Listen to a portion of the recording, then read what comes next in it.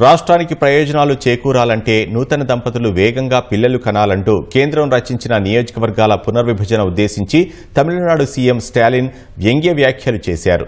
నాగపట్టణంలో ఓ వేడుకకు హాజరైన స్టాలిన్ ఒకప్పుడు పిల్లలను కనేందుకు నూతన దంపతులు చాలా కాలం ఆలోచించాలని తాను సూచించేవాడినని చెప్పారు. జనాభా ప్రాతిపదికన నియోజకవర్గాల పునర్విభజన వల్ల తమిళనాడుకు దక్షిణాది రాష్ట్రాలకు నష్టం జరుగుతోందన్నారు.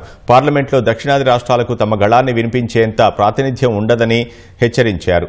దేశం సమాజ హితం కోసం తాము కుటుంబ నియంత్రణలో విజయం సాధించి ఇప్పుడు ఇలాంటి పరిస్థితులు తెచ్చుకున్నామని స్టాలిన్ ఆవేదన వ్యక్తం చేశారు. అందుకే ఇప్పుడు నూతన దంపతులు వేగంగా పిల్లలను కనాలని విజ్ఞప్తి చేస్తున్నామని స్టాలిన్ తెలిపారు. పిల్లలకు మంచి తమిళ పేర్లను పెట్టాలని సూచించారు. స్టాలిన్ వ్యాఖ్యలపై తమిళనాడు బీజేపీ ఎదురుదాడికి దిగింది. డీఎంకే మిత్రపక్షమైన కాంగ్రెస్ అగ్రనేత రాహుల్ గాంధీ సైతం జిత్నీ అబాదీ ఉత్నా హక్ అని చెబుతున్నారని గుర్తు చేసింది. మరి రాహుల్ను ప్రశ్నించే ధైర్యం లేదా అని నిలదీసింది. అటు నియోజకవర్గాల పునర్విభజన, హిందీని బలవంతంగా రుద్దడం అంశాలపై బుధవారం తమిళనాడు సీఎం అఖిలపక్ష సమావేశానికి పిలుపునిచ్చారు. దాన్ని బహిష్కరిస్తామని బీజేపీ తేల్చి చెప్పింది.